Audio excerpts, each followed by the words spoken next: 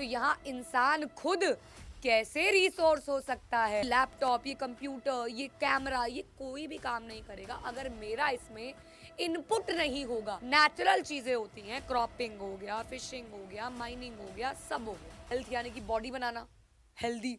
भाई ऐसे स्क्रीनशॉट लेके कोई नहीं डालेगा। हेलो बच्चों, स्वागत है आप सभी का आपके अपने YouTube channel science and fun 9, 10, 11, 12 पे, जहां हम टीचर्स आपको दिल और दिमाग दोनों से पढ़ाते हैं। तो आपने मेरे last one shot French revolution को बहुत सारा प्यार दिया है, इसीलिए मैं रीमा घई आपकी SST एजुकेटर लेके आई हूँ आपके लिए इकोनॉमिक्स का second chapter people as a resource 2024-25 के बच्चों के लिए। मैं ऑलरेडी इस सेशन में आपको स्टोरी ऑफ विलेज पालमपुर का भी लेक्चर दे चुकी हूँ, इसलिए इकोनॉमिक्स के सेकंड चैप्टर की बारी है। चैप्टर बहुत ही प्यारा, आसान है और सबसे बड़ी बात, ये वन शॉट आपके लिए इसीलिए यूजफुल होने वाला है क्योंकि आपका वन स्टॉप सॉल्यूशन है। यहाँ हम क्वेश्चंस भी कर लेंगे, सारी एक्सप्लेनेशन भी कर लेंगे और साथ ही साथ जिसमें सबसे ज्यादा अटकते हैं हम MCQs भी कर लेंगे। तो पूरा का पूरा चैप्टर आपको इसी एक लेक्चर में मिलने वाला है। तो बस देरी किस बात की, शुरू करते हैं और एंड तक देखना है। इसीलिए जो बच्चे अभी प्रेजेंट है हाजिरी लगा दीजिए कमेंट सेक्शन में। मैं बड़ा फंबल मार रही हूँ आज। कमेंट सेक्शन में हाजिरी लगा दीजिए और लाइक कर दीजिए जल्दी से, और शुरू करते हैं। ठीक है बच्चों, चलिए। तो सबसे पहले तो चैप्टर के नाम को समझते हैं। पीपल एज अ रिसोर्स का मतलब होता है एक इंसान, एक रिसोर्स। लेकिन रिसोर्स की डेफिनेशन तो हमने बचपन में पढ़ी है कि anything which satisfies human need, ऐसी कोई भी चीज जो इंसान की नीड को फुलफिल करे। लेकिन इंसान की नीड को फुलफिल करने वाली चीज को अगर रिसोर्स कहते हैं तो यहाँ इंसान खुद कैसे रिसोर्स हो सकता है, तो यही इस चैप्टर में हम समझने वाले हैं। ठीक है बच्चों, तो आइए बात कर लेते हैं चैप्टर में सबसे पहले ह्यूमन रिसोर्स के बारे में। तो बच्चों, एक ह्यूमन जब पैदा होता है तो वो रिसोर्स नहीं होता। जब पैदा होके उसके उए उए की आवाजें आती हैं वो रिसोर्स नहीं होता। वो बैठना शुरू होता है वो रिसोर्स नहीं होता। वो चलना शुरू होता है वो रिसोर्स नहीं होता। वो बोलने लगता है वो रिसोर्स नहीं होता। लेकिन फिर एक इंसान एक रिसोर्स कब बनता है? जब हम उसमें करते हैं इन्वेस्टमेंट। अब हैरानी की बात है कि इन्वेस्टमेंट गोल्ड में की जाती है, बिल्डिंग में, प्रॉपर्टी में की जाती है, इंसानी में, मतलब इंसान में कोई इन्वेस्टमेंट कैसे? तो बच्चों, इंसान में भी इन्वेस्टमेंट होती है और इन्वेस्टमेंट की जाती है पढ़ाई से, स्किल्स से, ट्रेनिंग से, उसको हेल्दी लाइफस्टाइल देके, उसकी हेल्थ अच्छी करके, तब जाके वो एक इंसान जो कहीं ना कहीं माँ बाप पे, देश पे बोझ था, वो बनता है asset, resource. So people who are part of the workforce, जो काम कर रहे हैं, उन्हें कहा जाता है बच्चों रिसोर्स, क्योंकि वो देश में कंट्रीब्यूशन कर रहे हैं पैसा कमा के। By contributing in productivity, the human resource plays a significant role. एक important role play करता है इंसान अगर वो काम कर रहा होता है।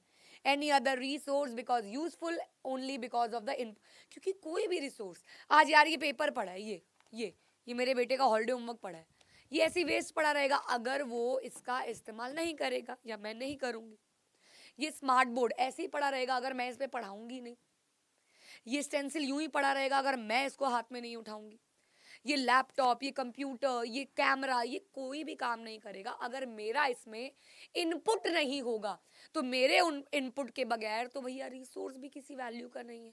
तो सबसे बड़ा रिसोर्स तो मैं खुद हूं, यानी कि ह्यूमन। बेटा, कोई नोट्स बनाने की जरूरत नहीं है। PPT आपको ऐप पे मिल जाएगी, टेलीग्राम चैनल पे मिल जाएगी, साथ ही साथ मेरे इंस्टाग्राम पे मैं हैंड रिटन नोट्स भी भेज देती हूँ। चैनल बना हुआ है मेरा इंस्टाग्राम पे भी, रीमा आशु घई नाम की ID है। वहाँ पे मैं आपको नोट्स भेज देती हूँ, handwritten important question, MCQ सब भेजती रहती हूँ। सब मिलता रहेगा आपको। तो अभी सिर्फ बैठ के सुनो, NCERT हाथ में लो, मैच करते चलो टॉपिक और सुनते रहो बस। So investment in human capital yields a return like investment in other resources. जैसे कि यार हम एक बिल्डिंग लेके इन्वेस्टमेंट करते हैं तो कुछ समय बाद वो बिल्डिंग का प्राइस बढ़ता है, ऐसे ही अगर एक इंसान में हम एजुकेशन डाल रहे हैं, उसको हेल्दी कर रहे हैं, तो वो भी आगे जाके हमें फ़ायदा देगा, क्योंकि अगर वो ज़्यादा एजुकेटेड होगा तो वो ज़्यादा कमाई कर रहा होगा, ऐसा माना जाता है. So investment in human capital is done through education, training, and healthcare. A person with better education usually earns better than uneducated people. Also, moreover, a healthy person is more productive. जो healthy होगा वो ज़्यादा productive होगा. Productive मतलब farming में जो production वाले work है उसके अंदर हम बात करेंगे, तो ये ज़्यादा productive रहते हैं जो healthy people है. अब देखिए बच्चों, जो एजुकेटेड पेरेंट्स होते हैं they actually understand the value of education. वो एजुकेशन की वैल्यू को समझते हैं, इसीलिए वो अपने बच्चों में एजुकेशन में इन्वेस्ट करते हैं. और इस साइकिल को बोला जाता है वर्चुअस साइकिल. वर्चुअस साइकिल बोले तो एक गुड साइकिल होती है, यानी कि जहाँ पे एक पेरेंट्स को पता है कि एजुकेशन की वैल्यू क्या है, वो अपने बच्चे में भी एजुकेशन डालते हैं.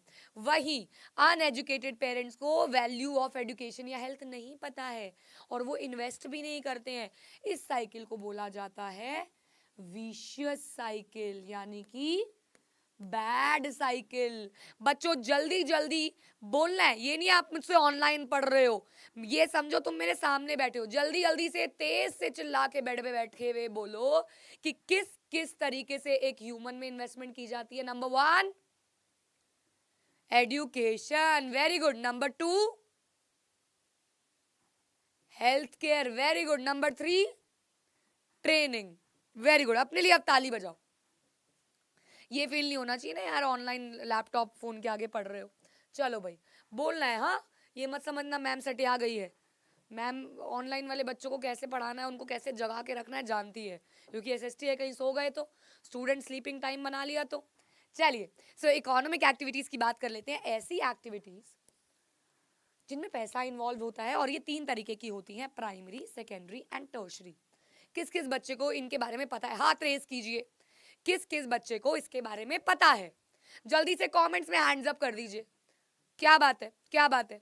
चलिए, तो प्राइमरी सेक्टर के बारे में पढ़ लेते हैं. सबसे पहले प्राइमरी सेक्टर होता है एक ऐसी एक्टिविटी जो कि रिलेटेड होती है agriculture, poultry farming, fishing, horticulture. Horticulture मतलब फ्रूट्स एंड वेजिटेबल्स की खेती. Animal husbandry, mining and quarrying. Mining and quarrying are simultaneously use words, जिसमें रिसोर्सेज को एक्सट्रैक्ट किया जाता है. इसीलिए इस सेक्टर को बोला जाता है एग्रीकल्चर एंड रिलेटेड सेक्टर. बेटा जी इसके अंदर वो सारी चीजें आती हैं जो नेचर को एक्सप्लॉइट करके बनाई जाती हैं. नेचुरल चीजें होती हैं, क्रॉपिंग हो गया, फिशिंग हो गया, माइनिंग हो गया, सब हो गया. अच्छा जी, अब हम बात कर लेते हैं सेकेंडरी की. सेकेंडरी का दूसरा नाम होता है मैन्युफैक्चरिंग सेक्टर. देख लो अभी मैं जगाऊंगी फिर से तुमको, सुनते रहो ध्यान से. मैन्युफैक्चरिंग सेक्टर का मतलब होता है जो भी प्राइमरी सेक्टर में बनता है वो इस सेक्टर में आके मोर कंज्यूमेबल बनता है, उसको और सुंदर किया जाता है. ये समझ लीजिए यहाँ पे वो नेचुरल फेस वाली कन्या है और इस सेक्टर में, यानी कि इस सेक्टर में आके उस कन्या पे मेकअप लगाया जाता है, प्रेजेंटेबल बनाया जाता है कि शादी में लोग दुल्हन को देखें तो उसे खूबसूरत लगे. तो यहाँ पे जो वीट आती है वो यहाँ पे कन्वर्ट होती है मैगी में, वीट पास्ता में, वीट ब्रेड में, वीट बिस्किट्स में. ठीक है, तो यहाँ पे मॉडिफाई कर दिया जाता है प्रॉपरली, एकदम हुलिया बदल दिया जाता है. और फिर आती है हमारी लास्ट सेक्टर, जिसको हम प्यार से चुन्नू मुन्नू नहीं सर्विस सेक्टर बुलाते हैं. Service sector. अब वहां पे दुल्हन हो गई तैयार, अब दुल्हन को डिलीवरी भी तो करनी है उसके दूल्हे के पास, तो डिलीवरी करने के लिए क्या यूज होती है, सर्विसेज. टर्शरी सेक्टर बोले तो ट्रांसपोर्टेशन, बोले तो कम्युनिकेशन, बोले तो टीचिंग. मैं पढ़ा रही हूँ, आई एम नॉट, आप ये नहीं कर रहे मुझे 1000 रुपए दे रहे हो और मैं आपको अपने शब्द दे रही हूँ थाली में परोस के. मैं आपको अपना समय दे रही हूँ. I am giving you my time, my service. Doctor, engineer, lawyer, ये सब आपके टर्शरी सेक्टर में आते हैं. ठीक है, चलिए आप मुझे अब कमेंट्स में एक आंसर दीजिए, वो ये है कि पॉटर कौन से सेक्टर में आएगा. पॉटर होता है ना जो मटके बनाता है, वो कौन से सेक्टर में आएगा, जरा कमेंट्स में बताइए. चलिए, now on the basis of production activity, दो पार्ट्स में डिवाइड किया गया सेक्टर को। एक किया गया मार्केट, बड़ा इजी है, बड़ा इजी है। एक किया गया नॉन मार्केट एक्टिविटीज। डिस्क्रिप्शन में टेलीग्राम चैनल का लिंक है, जरूर ज्वाइन कर लीजिएगा। वहीं लेक्चर आते ही पीपीटी मिल जाएगी, वहीं एकदम टन करके बच जाएगी जैसे ही लेक्चर आएगा। चलिए, मैं बिना कंघी करे पढ़ाने आ गई हूँ। ओके जी, मार्केट एक्टिविटी बोले तो for example I am a teacher, if I am teaching in the market for money, वो हो गई market activity. And if I am teaching my children at my home, that will be considered as a non-market activity because they are not paying me anything. वो मुझे कुछ नहीं दे रहे, they are giving me nothing, no money, no chocolate, no flowers, nothing. So that will be a non-market activity. एक farmer है, बहुत बड़े खेत पे गेहूं उगा रहा है, कुछ गेहूं अपने लिए रख रहा है, जो अपने लिए रख रहा है वो नॉन मार्केट, जो मार्केट में बेच रहा है वो मार्केट एक्टिविटी। तो सिंपल सी कहानी है, जिसमें पैसा इन्वॉल्व होगा वो मार्केट एक्टिविटी होगी। एग्जाम्पल दे दीजिए, a teacher teaching in a school, a doctor treating a patient. And जहाँ पे पैसा इन्वॉल्व नहीं होगा वो non market, a teacher teaching his or old children, a doctor treating his son, ऐसे। ओके जी, now literacy rate, health and skills determine the quality of a population. एक population कैसी है, लिटरेट है, हेल्दी है, कैसी है, वो निर्भर करता है वहाँ की इन्वेस्टमेंट में, कैसे लोग इन्वेस्ट कर रहे हैं। इलिटरेट एंड अनहेल्दी पॉपुलेशन को लाइबिलिटी माना जाएगा। देखो बच्चों, लाइबिलिटी का मतलब होता है बोझ, भार। लेकिन अगर एक इंसान पढ़ा लिखा होगा, हेल्दी होगा, तो वो कहलाएगा असेट, देश के लिए एक असेट कहलाएगा। ओके, तो सबसे पहली इन्वेस्टमेंट, इन्वेस्टमेंट नंबर 1 करने जा रहे हैं अब हम। Investment number 1, that is education, यानी कि पढ़ाई। मेरे बच्चों, ये जो YouTube पे हम पढ़ा रहे हैं आपको एकदम मुफ्त में, आपको तो कोई पैसे नहीं देने ना। आप मुझे कमेंट्स में ये मत लिखना मैम YouTube से मिलेगा, मैं, आप मुझे कुछ दे रहे हो, नहीं, you are not giving me anything, any monetary thing, you are just giving me your प्यार, your love, but you are not giving me any money. ये एक ऐसी सुविधा है जो हमारे टाइम पे नहीं थी, और मैं मानती हूँ ये आप लोगों के लिए एक बहुत बड़ा क्या कहते हैं उसको, वो क्या कहते हैं, आशीर्वाद कहते हैं, क्या कहते हैं उसको, अभिशाप का उल्टा, वो है, बून है आपके लिए, उसको इंग्लिश में, हिंदी में बोलना नहीं आ रहा। क्योंकि आप लोग बिना किसी फॉर मतलब you can't say we don't have money, तो इसलिए हम पढ़ नहीं पाए, because you have this platform, you have us. हमारे टाइम पे हमारे पास कोई नहीं था, पैसे दोगे ट्यूशन लगवाओगे, नहीं तो नहीं है। So you should be thankful to your parents कि आपके पास वो गैजेट है, वो वाईफाई है, कि आप हमें देख पा रहे हैं, आप पढ़ पा रहे हैं। And this thing is very very important. Please don't give me examples of क्या कहते हैं वो, कौन सा चाय वाला, डॉली चाय वाला, या वड़ा पाव गर्ल। देखिए बेटा, ये सब एक टेम्परेरी चीज़ें हैं, लेकिन अगर आप एक एजुकेटेड इंसान है, आप पढ़े लिखे इंसान है, मैं ये नहीं कह रही जो पढ़ते नहीं है वो कमा नहीं सकते, हजारों लाखों एग्जाम्पल है कि उन लोगों ने भी बहुत कमाई की है, बहुत पैसा कमाया है, बहुत अच्छे अच्छे बिजनेस बनाए हैं। But education is a must, क्योंकि जब हम, मेरे ना पापा एक बात कहे करते थे इसलिए लगा रही हूँ, he is no more now. एक बात कहा करते थे कि बेटा, वो खुद इतने पढ़े लिखे नहीं थे, कि बेटा जब हम मरते हैं तो हमारे शरीर पर से कपड़े तक उतर जाते हैं, कपड़े तक उतार लिए जाते हैं हमारे शरीर से, लेकिन जो चीज़ है जो हमसे नहीं छीनी जा सकती वो है हमारी पढ़ाई, हमारा ज्ञान, वो हमसे नहीं छीना जा सकता। तो जितना हो सके बटोरो, जितना हो सके लो।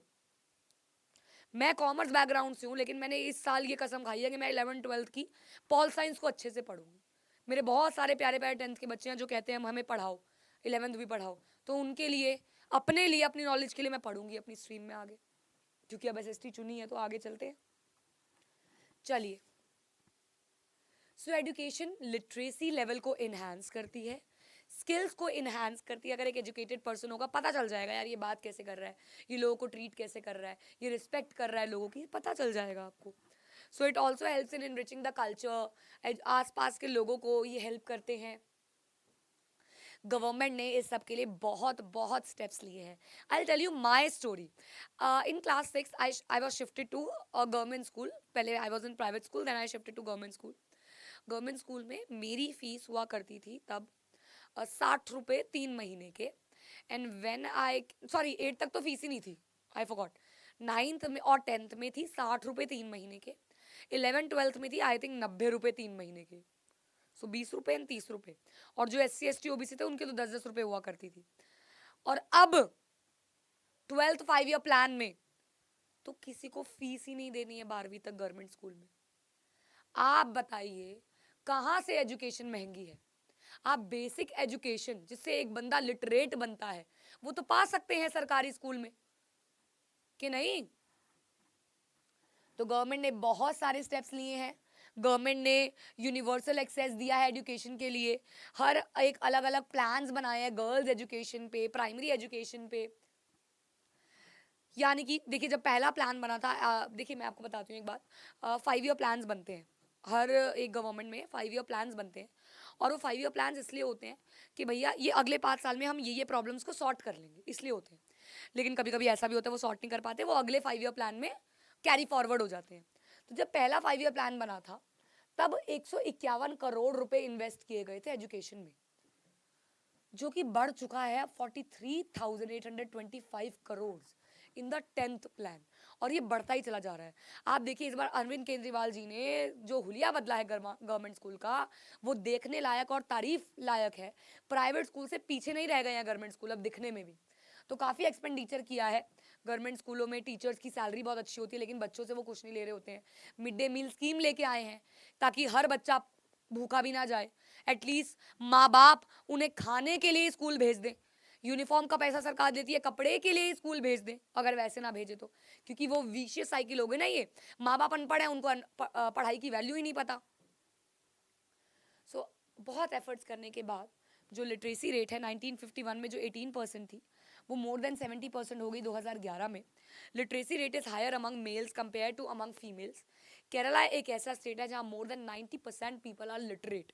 वेरी अच्छा स्टेट दिस इज, सो अच्छा। गवर्नमेंट ने सर्व शिक्षा अभियान लेके आया जिसके अंदर 6 से 14 साल के बच्चों के लिए बिल्कुल एलिमेंट्री एजुकेशन फ्री है और अब तो ये 12वीं तक का फ्री हो चुका है। गवर्नमेंट ने मिड डे मील भी दी जैसे मैंने आपको बताया। 10th प्लान में इन्होंने फोकस किया हायर एजुकेशन के। ये बेटा NCERT में इस साल एक अपडेशन भी आया है जिसमें 12th 5 ईयर प्लान के बारे में बताया, प्लीज़ वो भी पढ़ लीजिएगा। उसमें भी यही है कि कॉलेजेस लेवल पे काफ़ी इन्वेस्ट किया गया है। वोकेशनल कोर्सेज लेके आए हैं बेटा। वोकेशनल कोर्सेज क्या होते हैं? जैसे ना आप लोगों को शायद यही पता है कि साइंस होती है, आर्ट्स होती है, कॉमर्स होती है, लेकिन एक होती है वोकेशनल कोर्स। वोकेशनल स्ट्रीम में थोड़े ऐसे सब्जेक्ट्स होते हैं जैसे कि सिलाई सिखाना, टाइपिंग सिखाना, ताकि बच्चा 12th के बाद ही कोई ना कोई जॉब छोटी मोटी कर पाए। तो ऐसे होते हैं उसमें। ये डेटा दे रखा है भैया एजुकेशन का। चलिए अब हम चलते हैं इन्वेस्टमेंट नंबर 2 पे, लेकिन उससे पहले जाग जाओ मेरे बच्चों, क्योंकि आपके लिए सवाल आ रहा है जो आपको जोर जोर के आंसर करना है। घर वालों को लगना चाहिए पागल हो गया है फोन देखते देखते, कि पागल हो गई है, सटिया गई है। तो चलिए मुझे जल्दी से आंसर बता दीजिए कि एलिमेंट्री एजुकेशन कितने से कितने साल के बच्चों के लिए थी? कितने से कितने साल के बच्चों के लिए थी? तेज आवाज में बोलेंगे। क्या बोल रहे हो? 6 से 14। Very good. 6 to 14। Very good. अब हम चलते हैं हमारी इन्वेस्टमेंट नंबर 2। यानी कि देखिए बच्चों, आप कहोगे मैम 2 ही इन्वेस्टमेंट पढ़ा रहे हो, आप तो कहते ट्रेनिंग भी बताऊंगी। बेटा जी, training and skill development is a part of education only. Because if a person is educated, उसको ट्रेनिंग भी मिलेगी, किसी भी सेक्टर में वो ज्वाइन होता है, एंड साथ ही साथ उसमें स्किल्स भी डेवलप होंगी साथ साथ। प्लस हम लोग यार एक्स्ट्रा अपॉर्चुनिटी के लिए भी join dance classes, calligraphy, art classes, swimming classes, skating classes, all this winds up to skills. Okay, so it's health now. Health यानी कि बॉडी बनाना, हेल्दी। भाई ऐसे स्क्रीनशॉट लेके कोई नहीं डालेगा। भाई मैं कह रही हूँ लास्ट ईयर मैं परेशान हो गई। मैं चैप्टर पढ़ाती थी, कुछ भी अपनी हरकत करती थी और बच्चे ऐसे स्क्रीनशॉट लेके इंस्टाग्राम पे डाल के टैग कर दिया करते थे, दिखाते थे दुनिया को मेरी मेरी असलियत कि मैं कैसे पढ़ाती हूँ, बॉडी बॉडी दिखाते हुए। चलिए, तो एक हेल्दी पर्सन जो होगा वो अपना बेस्ट देगा प्रोडक्शन एक्टिविटीज में और वो असेट होगा, लेकिन एक अनहेल्दी पर्सन जो होगा वो एक लाइबिलिटी होगा। हेल्थ पॉलिसी लाई गई इंडिया में जिसके तहत हेल्थ सर्विसेज को इम्प्रूव करने के लिए, न्यूट्रिशन देने के लिए, specially in under privilege classes, जो थोड़े गरीब घर हैं, वहाँ तक पहुँचाया जाएगा। और उसके लिए गवर्नमेंट ने हेल्थ सिस्टम बनाया जिसमें काफ़ी टायर्स होते हैं, जैसे कि प्राइमरी हेल्थ सेंटर, ये सबसे बॉटम का टायर है और ये रूरल एरियाज में सिचुएटेड होता है, छोटे लेवल पे। फिर आता है कम्युनिटी हेल्थ सेंटर जिसमें डिस्ट्रिक्ट हॉस्पिटल्स आते हैं, थोड़े से अपर लेवल के। और फिर आता है मेडिकल कॉलेजेस बड़े बड़े, एम्स हो गया, आरएमएल हो गया, राजीव गांधी कैंसर हॉस्पिटल हो गया, आपने अगर नाम सुने हो, दिल्ली के काफ़ी फेमस हॉस्पिटल्स हैं, ये आ गए।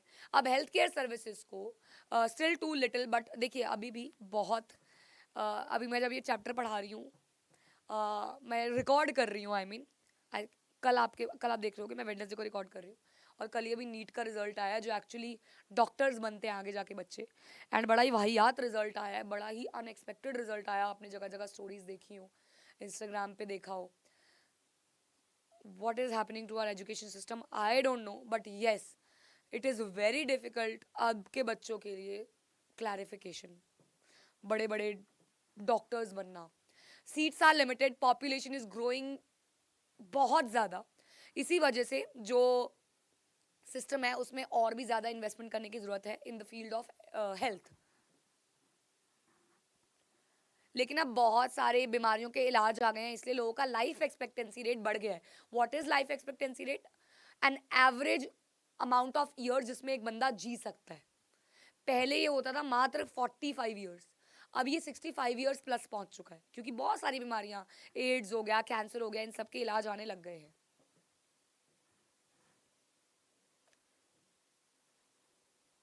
Okay, next topic is another topic now. ये आपकी इन्वेस्टमेंट्स वाला सेक्शन पूरा खत्म हो गया।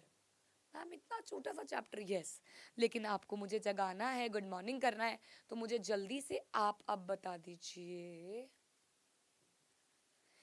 कि सपोज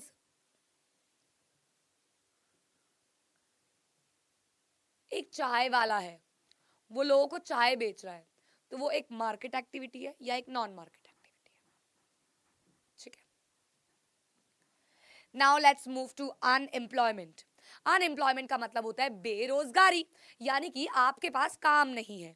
तो मुझे जल्दी से बताइए, मैं 2 मिनट वेट करूंगी, पानी पीऊंगी मैं तब तक, आप मुझे जल्दी से बताइए कि क्या आप लोग अनएम्प्लॉयड हैं या नहीं। कमेंट मुझे हर बच्चे का चाहिए जो देख रहा है, जो रिकॉर्डिंग देख रहा है, जो लाइव देख रहा है, जो भी है। क्या हम लोगों को, क्या आप लोग अनएम्प्लॉयड हैं? क्वेश्चन मार्क, यस या नो।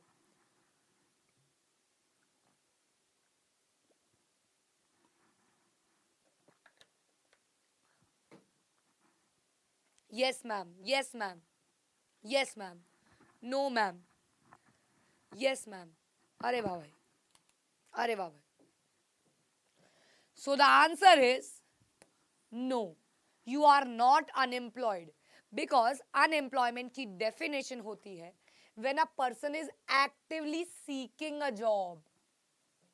जब एक इंसान जॉब करना चाहता है, जॉब ढूंढ रहा है, लेकिन उसे जॉब नहीं मिल रही। क्या आप जॉब ढूंढ रहे हो? क्या आप जॉब करना अभी चाहते हो? नहीं, तो you are not unemployed a person.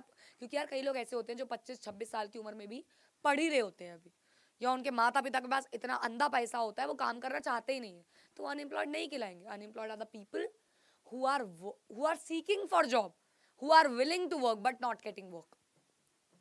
So people in the working age of 15 to 59, because this age group is working age group, only can be termed as unemployed if any one of them is without a gainful employment. Additionally, if a person voluntarily does not want to work, तो वो unemployed नहीं कहलाएगा. So you all are not unemployed. Now there are some types of unemployment. मैं आपको ना इसको पहले तो एक टेबल से समझाना चाहूंगी. Where is this? Yeah. Just a second. हाँ, सो यार इसमें ना बोल्ड नहीं होता, मैं गलती से ना पीडीएफ में ही खोल ली। तो अनएम्प्लॉयमेंट दो एरियाज में देखी जाती है। देखो यार मेजर तो दो ही एरियाज हैं, एक है रूरल एरिया और एक है आपका अर्बन एरिया, शहर वाला एरिया। ठीक है, अब रूरल एरिया में दो तरीके की अनएम्प्लॉयमेंट्स होती हैं। एक होती है सीजनल अनएम्प्लॉयमेंट,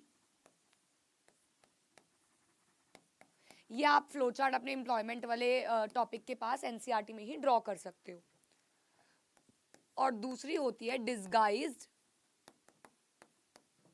या फिर इसे हिडन अनएम्प्लॉयमेंट भी कहते हैं, हिडन अनएम्प्लॉयमेंट। वहीं अर्बन एरियाज में एक ही अनएम्प्लॉयमेंट होती है प्रिवेलिंग, वो है एजुकेटेड अनएम्प्लॉयमेंट। तो यार इस टॉपिक में से कई सारे क्वेश्चंस बनते हैं, इनको एक्सप्लेन करना आ जाता है।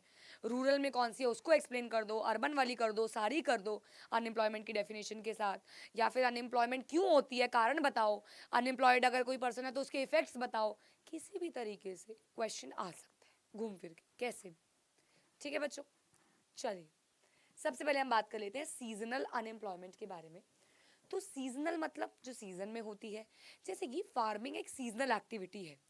देखिए सीजनल अनएम्प्लॉयमेंट अर्बन एरियाज में भी होती है, आइसक्रीम वाला, स्वेटर वाला, लेकिन ये रूरल एरियाज में ज़्यादा होती है क्योंकि वहाँ पे मेजॉरिटी में लोग एग्रीकल्चर में जुड़े होते हैं। अब एग्रीकल्चर तो एक सीजनल एक्टिविटी है, एक टाइम पे बोनी है सीड्स, एक टाइम पे हार्वेस्ट करने हैं, बाकी टाइम पे आराम से बैठना है। तो वो एक सीजनल एम्प्लॉयमेंट का अनएम्प्लॉयमेंट का एग्जाम्पल है। तो ये अनएम्प्लॉयमेंट ज़्यादातर रूरल एरियाज में होती है। कुछ सर्टेन मंथ्स के लिए फार्मर बहुत बिजी रहता है और कुछ सर्टेन मंथ्स के लिए विदाउट द वर्क रहता है।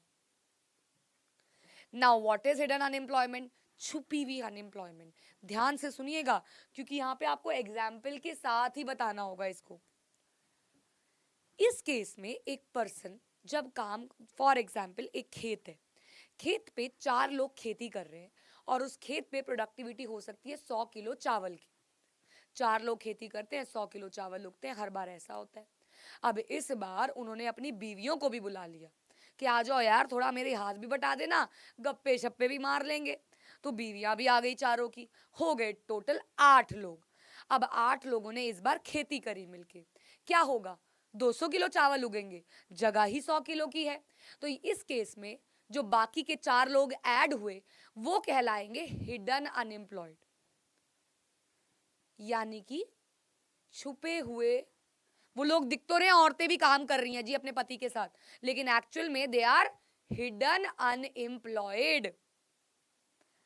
अब एक और केस बताती हूं इसमें। जब वो 4 औरतें गई, 4 आदमी पहले थे, अब वो अपनी कैपेबिलिटी से कम काम करेंगे। अगर वो 4 लोग 100 किलो गेहूं चावल उगा रहे थे, पर बंदा 25 किलो बन रहा था, अब कितना बनेगा पर बंदा, 8 हो गए ना, अब तो 12 साढ़े 12 किलो। तो अपनी कैपेबिलिटी से कम काम करेंगे। जब एक इंसान अपनी कैपेबिलिटी से कम काम करता है उसे बोला जाता है underemployed. For example, if I am able to teach for 12 hours a day but I am taking just 2 hours a day, तो I am underemployed, working less than my capability. तो बच्चे मुझसे अक्सर पूछते हैं ma'am disguise और underemployed में difference बता दो। तो डिस्गाइज में हम वो एक्स्ट्रा 4 लोगों को बोलेंगे, अंडर में हम 8 के 8 लोगों को बोलेंगे। अब आते हैं एजुकेटेड। एजुकेटेड मतलब यार आपके पास पढ़ाई है, आपके पास डिग्रियां हैं, लेकिन ड्यू टू लेस अपॉर्चुनिटीज आपको काम मिल नहीं रहा है। तो अर्बन एरियाज में अक्सर लोगों के पास काफ़ी ज़्यादा डिग्रीज होती हैं, ग्रेजुएट्स होते हैं, पोस्ट ग्रेजुएट्स होते हैं, लेकिन उनको उनकी मनपसंद की सैलरी पे काम नहीं मिल पाता because of demand supply gap. कितने सारे लोग हैं जो जॉब ढूंढ रहे हैं लेकिन जॉब मिल नहीं रही है, जॉब है ही नहीं उतनी। अब क्या है कारण, क्या है अनएम्प्लॉयमेंट के, तो अनएम्प्लॉयमेंट से बेटा कोई भी एक पर्सन इमोशनली बहुत ड्रेन हो सकता है। ये फाइनेंशियली और इमोशनली पूरी फैमिली पे भी बर्डन है। Large number of unemployed person जो होंगे वो सोसाइटी के लिए एक लाइबिलिटी घोषित हो जाएंगे। हाई रेट ऑफ अनएम्प्लॉयमेंट से क्राइम रेट्स भी बढ़ेंगे क्योंकि लोगों के पास अगर जॉब नहीं होगी, पैसा नहीं होगा, तो वो चोरी चकारी करने लग जाएंगे, स्नैचिंग करने लग जाएंगे। तो यहाँ पे माना जाता है कि मेजॉरिटी में अनएम्प्लॉयमेंट सबसे ज़्यादा एग्रीकल्चर सेक्टर में, सबसे ज़्यादा। ये 1 मार्कर क्वेश्चन भी आता है। लार्जेस्ट एम्प्लॉयर भी है, जॉब देने वाला भी है, क्योंकि यहाँ पे हिडन अनएम्प्लॉयमेंट है, दिखते ज़्यादा है लोग, लेकिन यहाँ पे अनएम्प्लॉयमेंट भी है काफ़ी। ये कुछ आपको ना डेफिनेशंस मैंने यहाँ पे दे दी, इकोनॉमिक एक्टिविटी, डिस्गाइज अनएम्प्लॉयमेंट, ताकि आप लोग पूरे चैप्टर में जो जो आई, ग्रॉस नेशनल प्रोडक्ट, पूरे सेक्टर्स के सारे गुड्स के फाइनल गुड्स को ऐड ऑन किया जाता है। फाइनल मतलब जो भी कंज्यूमेबल है। जैसे अगर आपने गेहूं उगाई है, गेहूं एक फाइनल प्रोडक्ट तो नहीं है, अभी तो उससे आगे और कंजम्पशन होगी, कुछ गेहूं भी है, वो गेहूं काउंट मैं आपको ना यहाँ पे बनाती हूँ।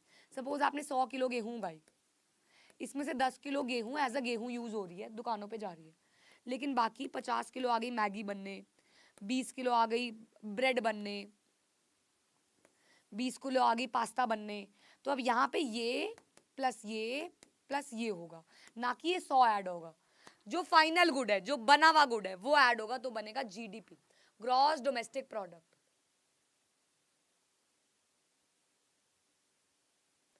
ये सारी डेफिनेशंस है, primary, unemployment, vicious cycle, virtuous cycle, सब कुछ है। And that is what our chapter is all about. 30 minutes में हमने पूरा चैप्टर पढ़ लिया बच्चों। और क्या लोगे, बच्चे की जान लोगे? पूरा चैप्टर आपको पूरे 30 मिनट में मैंने समझा दिया है।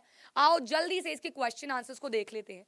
मैंने अभी अभी सारे टॉपिक्स पढ़ाए हैं, तो I will not explain each and every question in depth, but yes I will explain the question specially. तो क्वेश्चन कह रहे हैं कि भैया आप बताइए पीपल एज अ रिसोर्स क्या है। तो एक पीपल एक रिसोर्स कब बनता है? जब हम उसमें इन्वेस्ट करते हैं in the form of education, health and training and skill. एक ह्यूमन रिसोर्स बाकी रिसोर्सेज से डिफरेंस कैसे है? तो बच्चों, एक ह्यूमन रिसोर्स बाकी सारे रिसोर्सेज को रिसोर्स बनाने में हेल्प करता है। यही एक ऐसा रिसोर्स है जो बाकी सबको वैल्यूएबल बनाता है। एजुकेशन का रोल बता दीजिए, पॉइंट्स में दे दिया है मैंने आपको कि एक एजुकेटेड पर्सन असेट होगा, इसको बेटर अपॉर्चुनिटी होगी इनकम कमाने की, प्रोडक्टिव होगा। हेल्थ का बता दीजिए, हेल्थ हो गया, ये भी, ये प्राइमरी, सेकेंडरी और टर्शियरी सेक्टर हो गया। सारा अभी पढ़ाया है यार, उसी के बेसिस पे तो एनसीईआरटी क्वेश्चंस होते हैं। Economic and non economic activities, जिसमें पैसा इन्वॉल्व हो, जिसमें ना हो। विमेन को लो पेड वर्क क्यों किया जाता है? क्योंकि विमेन को फिजिकली वीक समझा जाता है, जिसकी वजह से उनको पैसे कम मिलते हैं। Unemployment when a person is willing to work, लेकिन काम नहीं मिल रहा है। डिस्गाइज और सीजनल में डिफरेंस बता दो। एजुकेटेड अनएम्प्लॉयमेंट क्यों है? क्योंकि डिमांड सप्लाई गैप है। आपको क्या लगता है कि कौन सी फील्ड में इंडिया जो है वो मैक्सिमम एम्प्लॉयमेंट अपॉर्चुनिटी गेन कर सकती है? तो the answer is tertiary sector. Service sector आज के टाइम पे बहुत ग्रो कर रहा है, उसका आईटी सेक्टर, उसमें कंप्यूटर सेक्टर, सब बहुत तेजी से ग्रो कर रहा है।